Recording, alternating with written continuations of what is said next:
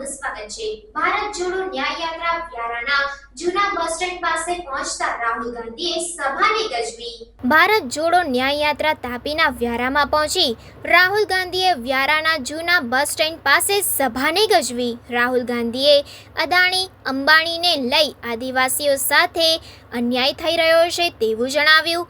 GST જેવા મુદ્દાને લઈ સરકાર પર રાહુલ ગાંધીએ આકરા પ્રહાર કર્યા। રાહુલ ગાંધીએ કિસાનને ગળે લગાવી લોક ચાહના મેળવી સરકાર દ્વારા આદિવાસીઓને લૂંટવામાં આવી રહ્યું છે તેવું રાહુલ ગાંધીએ જણાવ્યું।